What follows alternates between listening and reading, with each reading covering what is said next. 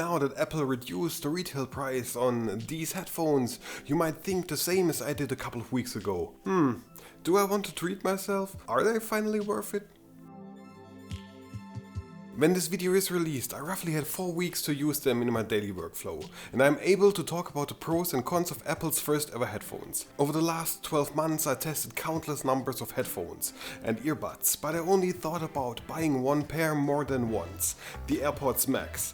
What a weird looking and super expensive pair of headphones. To make a quick comparison of what I mean by very expensive headphones, these doubled the price tag of most other very good headphones out there. And to be frank, I think I have not once seen these in the wild over the last year in my 250,000 people city. Not once. But I see XM3s and 4s daily, meaning people are willing to spend money on very good headphones. But now that the prices are coming down, these could become more interesting for those particular group of people. And since you are still watching this video until this point, I assume you are interested in buying these headphones as well. So here's what I learned over the last 4 weeks of using the Airpods Max as my daily headphones. Spoiler alert, these are very good headphones, and I mean not only good, but very good headphones. But that's kinda obvious. In this review I will mostly praise them, but there are a few rather small gripes I have. It's rather the question of, are they good enough for you in the long term, so that you are willing to spend 150 euros more on these instead of Sony's premium pairs. But let's start at the beginning. I myself don't take them out anywhere. Weirdly enough, these to me feel like headphones that should be used at home or in your studio. And since they are easily distinguishable from every other headphone out there, they scream I'm super expensive. I can afford Apple premium headphones, and this is something I really don't like. Maybe this also explains why I haven't seen them out in the wild yet. No one wants to brag anymore. So I mostly use them at home, working with them, editing things, consuming content, shutting myself off from the world out there. And yeah, this can be easily done due to the Max having the best noise cancelling I've ever experienced in any kind of consumer headphones to date. Not only do they have the power to shut the world out completely, the caps with noise cancelling off already work so good that I can hear the bass inside my own head while talking. The first time I wore them, I left my washing machine as well as my dishwasher run at the same time and they were gone. After 2 hours of use, I took the Max off my head and was very much in shock because I wholeheartedly forgot that both machines were actually turned on. Maybe this is also another thing why I would not want to wear them outside, especially with ANC turned on. This gets very dangerous over here in cars and the metro easily. Durability in these 4 weeks of wearing them daily wasn't a problem either, and it would have been very irritating if there would have been anything in this short time frame. Especially since the aluminium used is the same as on the MacBooks, which is very scratch and dent resistant. The cushion, which can come off and are easily replaceable for around roughly 80 euros directly through Apple, still look brand new, not worn once, which is the same for the mesh headband. And also the extension pole arm thingies are still flawless. No scratches, no dents, nothing. They are still super stiff and at the same time easy to use. So as it was actually expected, the build quality for these cans is fantastic. 2 things out of the way, both things are top notch. So let's throw in something that is a royal fuck up of epic proportions, which I actually thought people are making this up just for the clicks before I could lay my hands on them myself. Yeah, this thing here, the case. I know this has been debated over and over again by a million videos that have already been made about it, so I will make it very quick. The decision and idea behind it is the most stupid thing I've ever seen in terms of headphones. And it gets more stupid the more you actually have to use it over time. Let me explain why. I have no idea how Apple, a company that is known for creating clever solutions for complex problems, thought that this thing is a good idea. It has so many problems. Putting your headphones in it, it hardly protects them with all the gaps and holes around the case. So transporting them in your backpack is already a no-go. And who in the right mind would take them on a tour holding them in your hand like a shopping bag? But the most frustrating thing is this. It forces you to use it even though you don't want to. Since there is no way to turn off the headphones, the only way to let them save battery is getting them into sleep mode, which can be achieved through putting them into the case. Forgot to put them in there overnight, bam, 70% of your battery life is gone.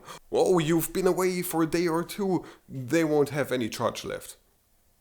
This, in my opinion, has to be fixed in the next iteration of these headphones. To me, this would be the #1 priority. One thing that won't need any fixing is the sound the Maxes can produce. It's superb. If you are someone like me who likes good, clear, strong sound, if you like listening to a myriad of different genres of music, you will absolutely be satisfied with these headphones. I mostly listen to metal as well as electronic music and sometimes the occasional pop song thrown in the mix. I explored new things in all of the songs I heard over and over again before. Are these the best headphones in terms of sound quality that I've ever used? This is something I cannot give a definitive answer to. As far as sound goes, I really like the Shure Ioniq 40's delivery when it comes to bass, mids and highs. These to me are on the same level.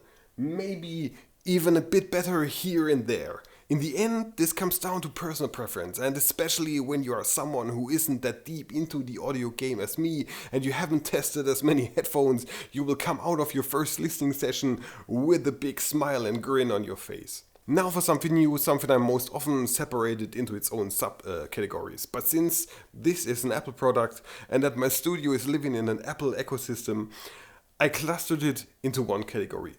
I'll call it convenience. This includes charging, the battery life, weight, the fit, the feels and the ease of use. Let's begin with charging. It's an Apple product. Tada! It has to have its quirks somewhere. It came out about a year ago. A year ago falls into the time frame where Apple was still convinced that everything had to be lightning.